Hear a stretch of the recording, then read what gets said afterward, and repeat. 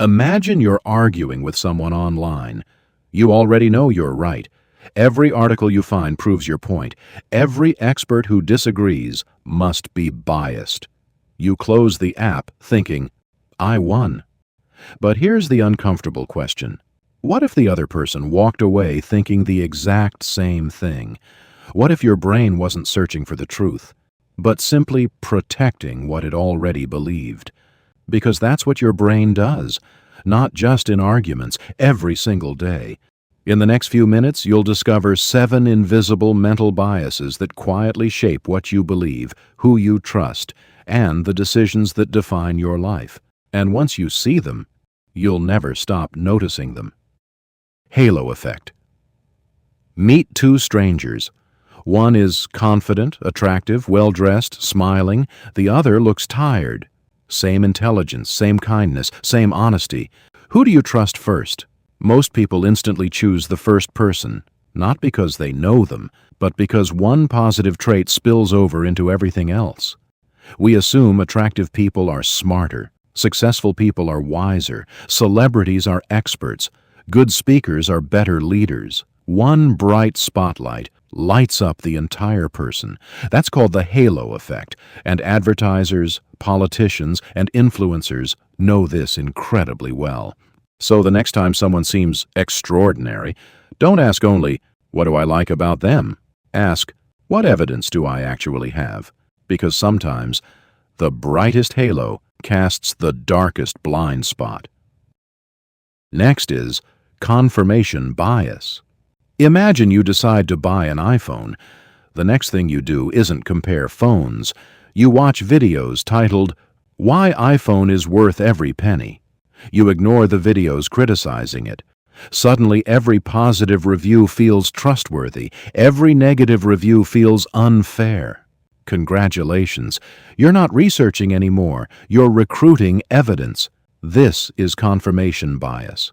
Once we believe something, our brain quietly becomes a lawyer instead of a scientist. Scientists try to prove themselves wrong. Lawyers try to prove themselves right. And most of us, unknowingly, spend our lives hiring lawyers inside our own heads, just to confirm our own ideas. Third bias is loss aversion. Imagine I give you $1,000. Now imagine I take it away. That loss hurts. Now imagine you find $1,000 on the road. Feels nice, but not nearly as powerful. Psychologists found something fascinating. Losing feels roughly twice as painful as gaining feels good. That's why investors refuse to sell losing stocks. Why people stay in terrible jobs. Why casinos make billions.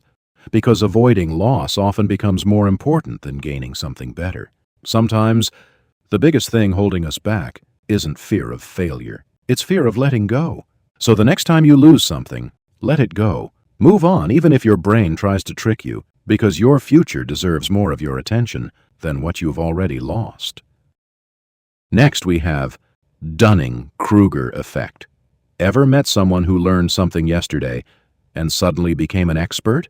Ironically, the less we know, the harder it is to realize how much we don't know. When we first enter a field, everything seems simple. Confidence shoots up. Then we learn more, and suddenly we realize we know almost nothing. Real experts often sound less certain, not because they know less, because they've seen how complicated reality actually is. The loudest person in the room isn't always the smartest. Sometimes they just haven't discovered how much there is left to learn. Fifth, and another interesting bias, is survivorship bias. Every successful billionaire tells a story. I dropped out. I took risks. I ignored everyone. Millions watch these interviews. Very few ask a simple question. How many people did exactly the same thing and failed? We only hear from survivors, not because their strategy always works, because they're still around to tell the story. During World War II, engineers studied returning airplanes covered in bullet holes. Their first instinct? Reinforce those damaged areas. Until one statistician pointed out something brilliant. The planes that returned weren't the problem. The missing planes were. The real damage was in places you couldn't see. Success stories are visible, failures disappear. And that's why success often looks much easier than it really is. So the next time you hear a success story, don't just study the winner. Ask what you're not seeing. What failed? What got filtered out? That one question alone might save you from making the same logical mistake. For sixth bias, we have framing effect. Imagine a doctor tells you, this surgery has a 90% survival rate. Sounds reassuring. Now imagine they say, this surgery has a 10% death rate. Exactly the same numbers, completely different feeling. Nothing changed, except the frame. Companies know this. 95% fat-free sounds healthier than contains 5% fat. Politicians know it. News channels know it. Your brain often reacts not to reality, but to the way reality is presented. Sometimes, changing a few words changes an entire decision.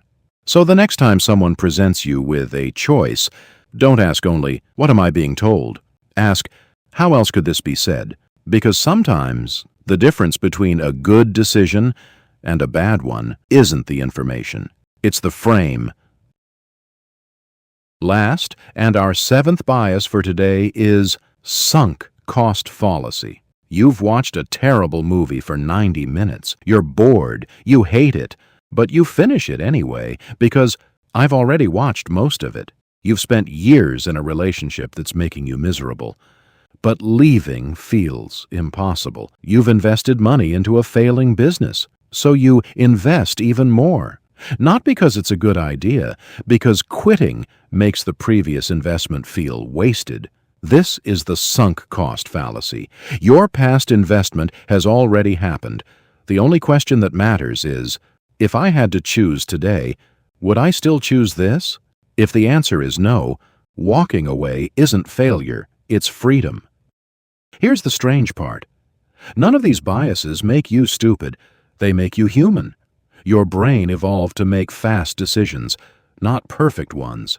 It fills gaps, protects beliefs, avoids pain, seeks certainty, because for most of human history, being quick mattered more than being right. But today, those same shortcuts quietly shape our careers, our relationships, our money, our politics, and sometimes our entire lives. The most dangerous person isn't someone who has biases. It's someone who believes they don't. So the next time you're absolutely certain, pause for just 1 second and ask yourself one question. Is this what reality looks like, or just what my brain wants me to see? Because that single question might change more decisions than any piece of advice you'll ever hear. Like, share, and subscribe for more interesting explainers. Thanks for watching.